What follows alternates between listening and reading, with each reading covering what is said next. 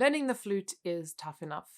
Restarting the flute after a 2-week, 2-year, or even 20-year break can be even more difficult.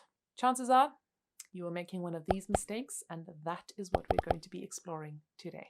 Hi everyone, my name is Tatiana, and this is the Flute Practice, a space to inspire you in your flute playing journey and help you grow.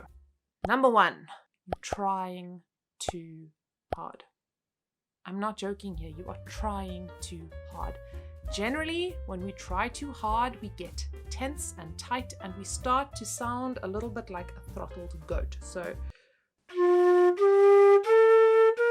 sometimes you'll even hear throat noises, very tight embouchure, usually quite kind of tight up breathing. You are trying too hard. And I totally get it. I do.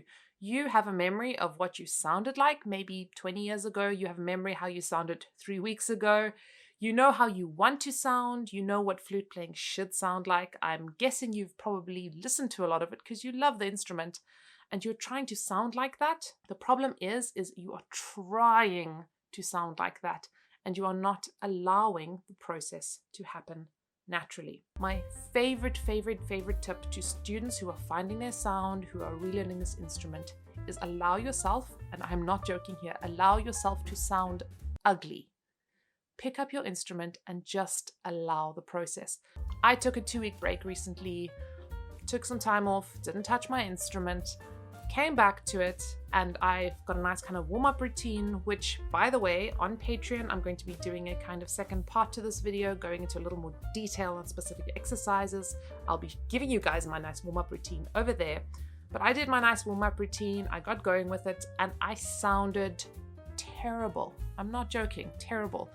But I've been through this process many times, and I know to just allow myself to sound terrible, good breathing, open breathing, and just allow the air to really guide the sound without getting tight and tense and kind of biting down. So stop trying so hard. Number two, and it is kind of connected to the trying so hard.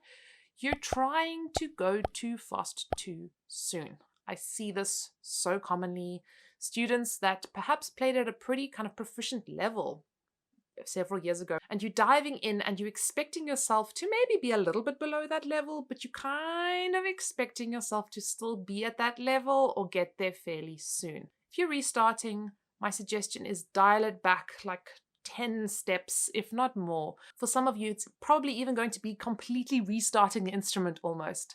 Ask yourself this question. Are you the same person that you were 20 years ago today?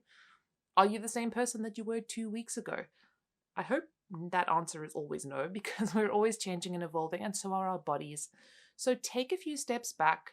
You've definitely lost some strength in your fingers, in your body, in your embouchure. So take those steps back and take it easy. I have so commonly seen students that try play pieces or exercises that are way more advanced than what they can actually handle.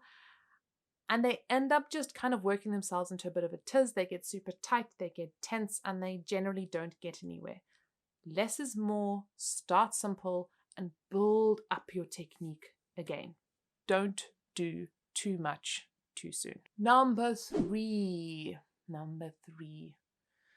I'm really starting to feel a pattern here, but don't overdo it. This is kind of more of a warning, like it's not the thing that's necessarily holding you back in terms of making progress, but it is going to hurt you. Don't do too much. Don't overdo it. Don't spend hours and hours and hours practicing and then wonder why you have pain, because you will get pain. Take it easy, small steps. Practice like 10 minutes, take a break, 10 minutes, take a break. We should never be going from 0 to hero in a split second. We should always be building up our practice slowly over time, taking plenty of breaks, and if possible, even doing some nice kind of movement stretching exercises before we start playing. Please take care of your bodies. It's the only one you've got.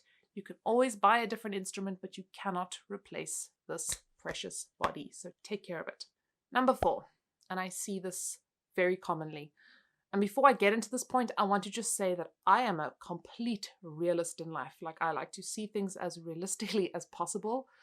But I've also seen that very often we have incredibly limiting beliefs on what we can and cannot achieve. Now, I'm not saying that at the age of 50, you are going to be playing in Carnegie Hall next month. I'm also not saying you will ever be playing in Carnegie Hall. I hate to shatter your dreams. But what I am saying is don't assume that what you can do today is what you can do for the rest of your life and that you're never going to improve. I find this so commonly. People say, oh, well, I'm old, so I'm never going to get better. Or I'm old and so I cannot do what I did when I was younger. That's true to a point, but I think we have to be so careful about the kinds of beliefs we have about ourselves. Okay, little story time. And admittedly, this is a story about my dog, but I'm making a point with this, so stick with it. You guys know my dog, Roxy. She came to me about 3 years ago. She was 11 years old and a little bit of a problem child. She chased cats, probably would have killed one if she got her teeth into it. She fought with all other dogs and basically was a spoiled single child. Gorgeous animal, but had some issues. Here's the old saying, right? You can't teach an old dog new tricks. Well, meet Roxy of today. She ignores all the cats. She can pretty much coexist with them without chasing them or killing them. She coexists with our other dog. You know, given half a chance, she'll probably still have a go at him, but she ignores him. She gets along with him. In fact, there have been moments where Roxy is sitting with the cat and the bird, and they're all, you know, in the same room, eating and living together. That dog learnt new tricks. Do not have limiting beliefs about yourself. If a dog can learn new tricks at the age of 11, which in dog years is very old, so can you. At the very least, I want us to understand that I don't want you to put a limit or a cap on what you can and can't do. What you can and can't do will reveal itself soon enough. And yeah, we want to stay realistic about this at all times. But don't decide beforehand where your limit is. Allow your limit to show itself. It will. And then we learn to accept it and we learn to work with it. Number 5. And you know, before COVID, I don't know that I would have actually realized how important this is, but I think with COVID, we have all realized how very, very, very, very, very important this is. Find a good community of people. Do not try to do this on your own. Whether it is getting a good teacher that you can work with, highly recommend it. Whether it's finding a nice Facebook group, Facebook community, whether it's joining some of the online spaces that we have available at the Flute Practice, their performance classes, their technique classes, their monthly hangout sessions. There's also a Facebook group. Find some kind of community. Maybe it's a band that aren't meeting right now, but eventually will, or some friends, people that will keep you accountable, that will be able to see and monitor your progress, because sometimes you will not see your own progress as well as other people will see it. And people that can just support you when things get tough and you feel like giving up. Because trust me, those times will come.